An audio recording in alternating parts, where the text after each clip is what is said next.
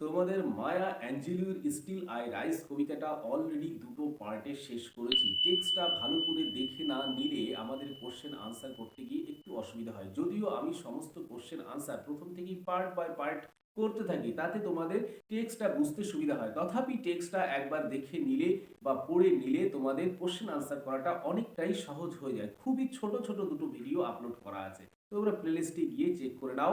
আর আজকে আমরা still I rise কবিতার কোশ্চেন আনসার পর্ব ফার্স্ট পার্টটা শুরু করছি।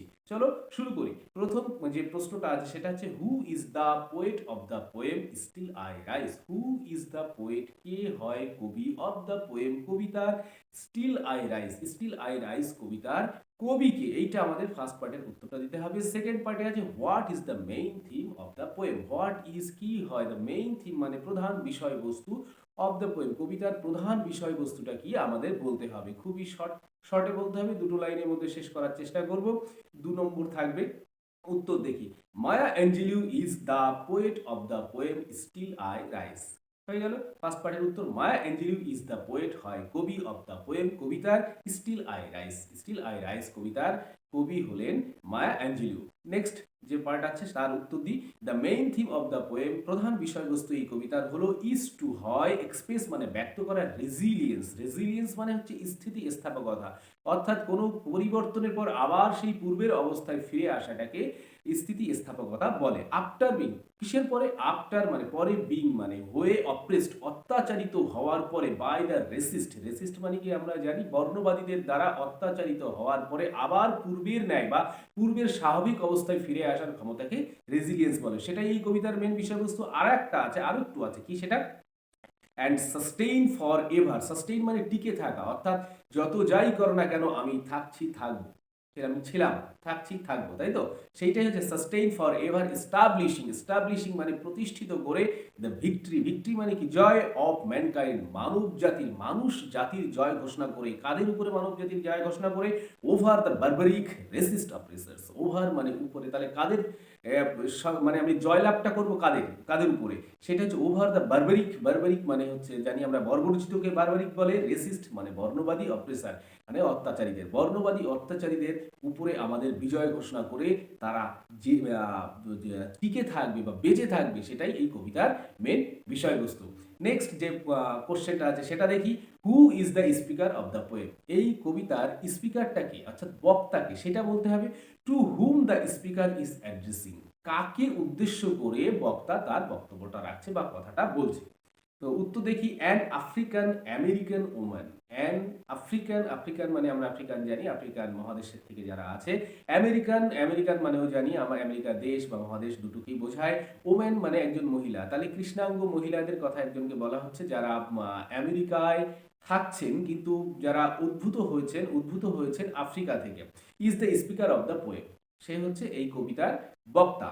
আচ্ছা, the speaker is addressing, the speaker is addressing, address করছেন কাকে?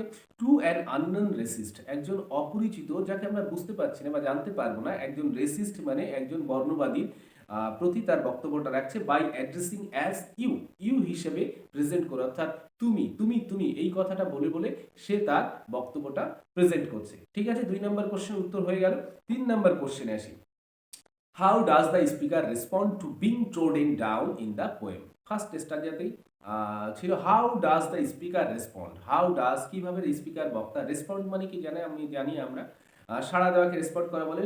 Two being trodden down, trodden down মানে হচ্ছে মারিত হয়ে বা পদদলিত হয়ে সে কিভাবে তার রেসপন্সটা করছে ইন দ্য পোয়েম এই কবিতায়, সেটা আমাদের বলতে হবে। Being trodden down by the racist, being মানে হয়ে, ট্রোডেন ডাউন মানে পদদলিত হয়ে বা নিষ্পেষিত হয়ে, রেসিস্টদের দ্বারা নিষ্পেষিত হয়ে, দ্য স্পিকার উইল রাইস জেগে উঠবে, লাইক ডাস্ট ধুলোর মতো আবার জেগে উঠবে বা ঠেলে উঠবে, বেড়ে উঠবে। And thus she will declare, Das এইভাবে, শি উইল ডিক্লিয়ার মানে ঘোষণা করবে, হার প্রেজেন্স অ্যাজ বিফোর, তার উপস্থিতি যেমন আগেও ছিল ঠিক তেমনভাবে এখনো আছে, সেইভাবেই সে তার উপস্থিতিটা ঘোষণা করবে। তো এইটা গেল আমাদের 3 নম্বর কোশ্চেনের আনসার। 4 নম্বর যেটা আছে দেখি সেটা, 4 নম্বরে, what do the first two line signify? What do the first two lines, কবিতার যে প্রথম 2 লাইন আছে সেটার গুরুত্বটা কি, কি সিগনিফাই করছে ইন দ্য পোয়েম এই কবিতায় স্টিল আই রাইজ? প্রথম 2 লাইনের গুরুত্বটা বলতে হবে আমাদেরকে। খুবই সুন্দর কোশ্চেন, আমাদের উত্তরও খুব সুন্দর হবে।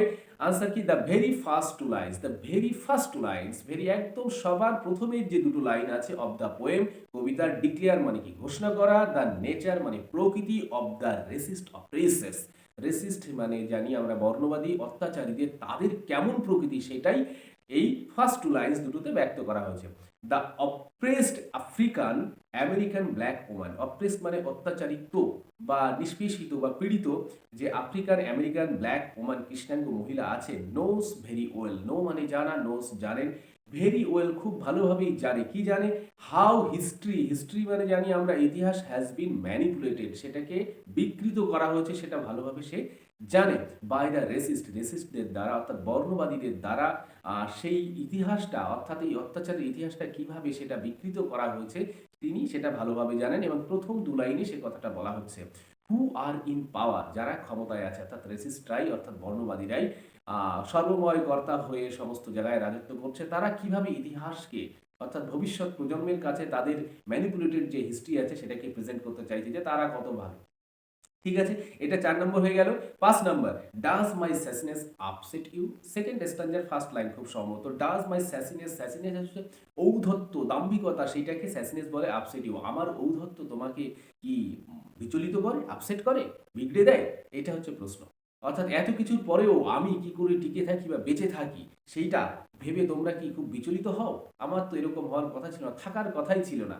সেইটাই এই লাইনটা। Why does the speaker sassiness upset the oppressors, তাহলে কোশ্চেনটা হচ্ছে why does the speakers, speakers মানে বক্তার, স্যাসিনেস মানে আমরা বললাম দাম্ভিকতা, ঔদ্ধত্য, আপসেট দ্য অপ্রেসার্স অত্যাচারীদের, যারা অত্যাচারী তাদেরকে কিভাবে আপসেট করে বা বিচলিত করে সেটাই আমাদের উত্তর দিতে হবে।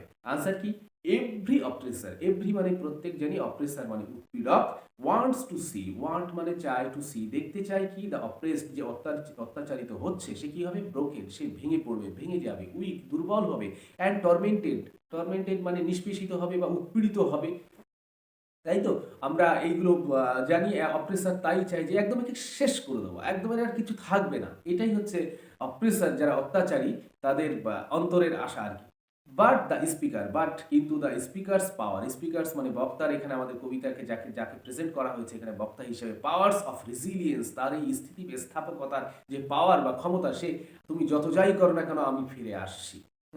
অ্যান্ড ডিফাইং অ্যাটিটিউড, ডিফাইং মানে কি? অগ্রাহ্য করা, এসব সমস্ত কিছু সব কিছুকে অস্বীকার করা, অগ্রাহ্য করা যে অ্যাটিটিউড, অ্যাটিটিউড হচ্ছে মনোভাবকে অ্যাটিটিউড বলে, বলে মেক দ্য অপ্রেসার্স আপসেট, মেক মানে করে, দ্য অপ্রেসার্স মানে অত্যাচারীদের আপসেট করে বা বিচলিত করে। তার যে এই যে ডিফাইং অ্যাটিটিউডটা আছে সেই ডিফাইং অ্যাটিটিউডটা সমস্ত উৎপীড়কদের বা অত্যাচারীদেরকে বিচলিত করে যে এমনটা কি করে পারছে এরা, আমরা এত কিছু করার পরেও এরা থেকে যাচ্ছে, টিকে যাচ্ছে। বোঝা গেছে? তো এই ছিল আজকে আমাদের 5টা এসিকিউ। আশা করি তোমাদের খুব ভালো লাগলো। আমি ধাপে ধাপে সমস্ত এসিকিউ শেষ করে দেবো, অর্থাৎ কমপ্লিট করে দেবো, তারপরে আমি ব্রড কোশ্চেনে যাব। আর এই মানে কবিতাটা তুলনামূলকভাবে ছোট আর থিমেটিক্যালি অর্থাৎ বিষয়বস্তুগতভাবে একই জায়গায় আছে, অর্থাৎ বুঝতে কোথাও অসুবিধা হওয়ার কথা নয়, সমস্ত কোশ্চেনেরই উত্তর দেওয়া সম্ভব, ঘুরে ফিরে একটা জায়গায় আসবে। ঠিক আছে, তাহলে পার্ট বাই পার্ট তোমরা আমার সঙ্গে থাকো, অসুবিধা হবে না। আবার কথা হচ্ছে নেক্সট পার্টে। ভালো থেকো সবাই।